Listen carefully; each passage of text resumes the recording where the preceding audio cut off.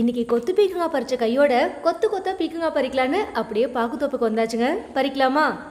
பார்க்க தாங்க 4 பாரில் 4 செடி இருக்க மாதிரி இருக்குது. எவ்வளோ காய் பறிக்கிறோன்னு மட்டும் பாருங்கள். இந்த டைம் பாக்குத்தோப்பில் களைச்செடியெல்லாம் சுத்தம் பண்ணிவிட்டு காடு சும்மா தானே இருக்குன்னு 4 விதையை போட்டு விட்டுருந்தேங்க. விதை போட்டதோட சரி, அப்பப்போ பாக்குத்தோப்புக்கு தண்ணி மட்டும் தான் கட்டிகிட்டு இருந்தோம். அது பாருங்கள் எவ்வளோ சூப்பராக காய்க்கு வந்திருக்குன்னு. இந்த வெரைட்டியும் சூப்பராக இருக்குங்க. காயும் நல்லா நீளமாக இருக்குது. விதைக்குமே சில காய் விட்டு வச்சுருக்கேங்க. இது நானாக விடலை, அப்பப்போ முத்தி போயிருக்கும் பார்த்தீங்களா, பார்க்காம விட்டு அதெல்லாம் அப்படியே விதைக்கி விட்டாச்சுங்க.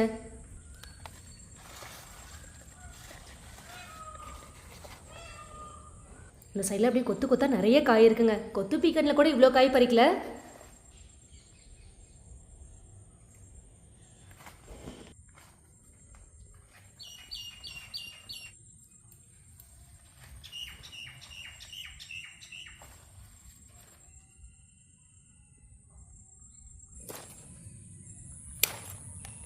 ஆரம்பத்தில் விதை போடும்போது ஜஸ்ட் ஒரு ட்ரையல் பார்க்கலாம் தாங்க போட்டோம். ஆனால் இந்தளவுக்கு காய் பிடிக்கும் நானே எதிர்பார்க்கல. அதுவும் லாஸ்ட் டைம் பாக்குத்தோப்புக்கு பார்த்தீங்கன்னா மாட்டேறு வந்து உரமாக கொடுத்துருந்தோம்.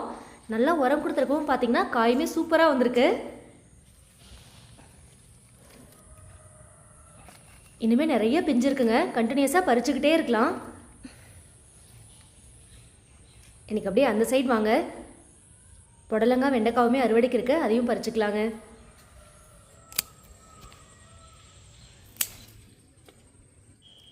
ஒரு பக்கம் பீக்கங்காய் புடலங்கானா, அடுத்து பாருங்கள் பூசணிக்காவும் போட்டியா நிறைய பிஞ்சு வச்சுருக்குங்க. அப்படியே குட்டி குட்டியாக பார்க்கவே சூப்பராக இருக்குது.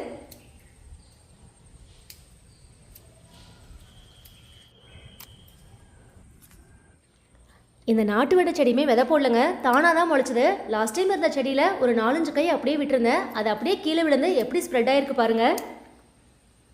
இந்த செடி பாருங்களேன், ஃபுல்லாக விதைக்குனே விட்டாச்சுங்க. அப்படியே கொத்து கொத்தா அவ்வளோ காய் இருக்குது. நல்லா சூப்பரான காய்ங்க.